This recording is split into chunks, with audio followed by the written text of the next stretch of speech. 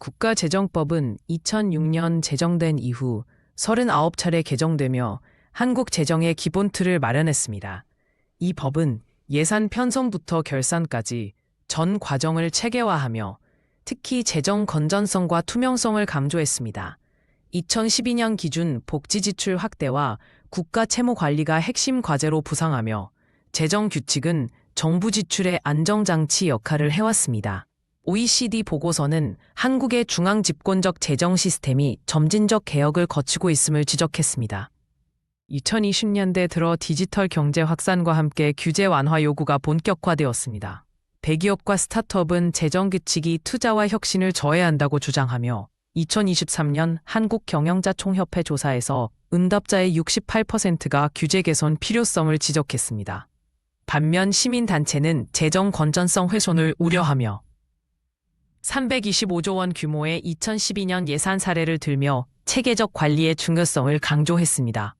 2024년 초 재정부는 내부 검토위원회를 구성해 규칙 삭제를 본격 논의했습니다. 관계자들에 따르면 이 결정은 12년 만에 대규모 재정 체계 개편으로 이어질 전망입니다. 특히 특별 회계와 일반 회계 간의 유연한 전환이 가능해지며 이는 2012년 당시 106조 원 규모의 특별 회계 관리 문제를 해결하기 위한 조치로 분석됩니다.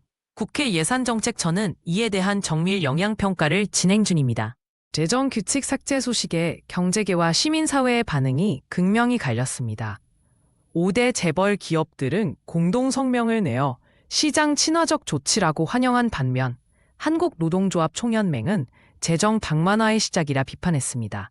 2024년 2월 서울 광화문에서 열린 시위에는 양측 집단 5천여 명이 모였으며 이는 2012년 재정법 개정 당시보다 3배 증가한 규모입니다. 2024년 3월 재정부 장관은 기자회견을 통해 재정 규칙 삭제를 공식 발표했습니다. 주요 내용은 1. 중기재정 계획의 구속력 완화 2. 특별회계 운용 유연화 3. 성과평가 기준 개선 등입니다. 장관은 4차 산업혁명 시대에 부합하는 유연한 재정 시스템을 강조했으나 야당은 국가채무 1,000조 원 시대의 위헌한 도박이라 반발했습니다. 단일 코스피 지수는 2.3% 상승했습니다.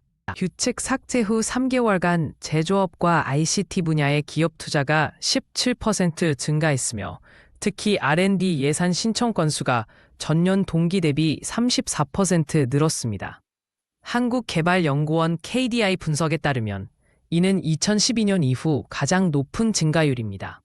인프라 프로젝트도 가속화되어 22개의 대형 사업이 즉시 승인되었고 건설업계 일자리는 12만 개 창출되었습니다. 다만 물가 상승률이 0.8%p 상승하며 잠재적 인플레이션 우려도 제기됐습니다. 규칙 삭제 6개월 차 지역 간 계층 간 격차 확대가 본격화되었습니다. 재정 지원이 수도권과 대기업에 집중되며 전남도는 예산이 23% 감소해 5개 사회복지시설이 문을 닫았습니다. 또 부실 투자 사례도 드러나 3조 원 규모의 스마트팜 프로젝트가 기술 검증 미흡으로 중단되었습니다. 2024년 9월 기준 서민 체감 물가는 4.5% 상승했으며 한국소비자연맹은 재정 규칙의 안정장치 부재를 주요 원인으로 지목했습니다. 부작용에 대응해 재정부는 2024년 10월 재정 건전성 관리 강화 방안을 발표했습니다. 주요 내용은 투명성 제고를 위한 지출 공개 시스템, 2번 지자체 재정 건전성 평가제 도입, 3번 5조 원 규모의 사회안전망 증액 등입니다. 특히 2012년 당시 문제됐던 특별회계 감사를 강화해 46개 기관에 대한 긴급 점검을 실시했습니다.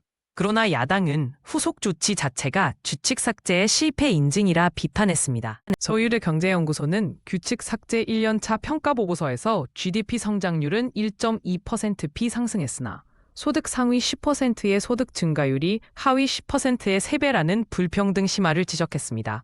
반면 한국경제학회는 규제 완화가 혁신 생태계에 기여했다며 스타트업 창업이 28% 증가한 점을 긍정적으로 평가했습니다. 2012년 재정법과 비교 분석한 결과 유연성 증대와 통제력 약화 사이의 균형 필요성이 강조됐습니다. 2025년 1월 재정부는 균형 재정 프레임워크를 도입하며 1년간의 실험을 마무리했습니다. 기존 규칙의 경직성을 완화하되 4대 안전장치, 채무 한도제, 생과 연동제, 투명성 의무, 긴급 제동장치를 신설했습니다. 이 시스템은 2012년 당시과 2024년 개혁의 장점을 결합한 것으로 평가받습니다. 국회 예결위 위원장은 역동성과 안정성의 균형 모델이라 평했으나 향후 5년간의 지속적 모니터링이 필요하다는 의견도 제기됐습니다.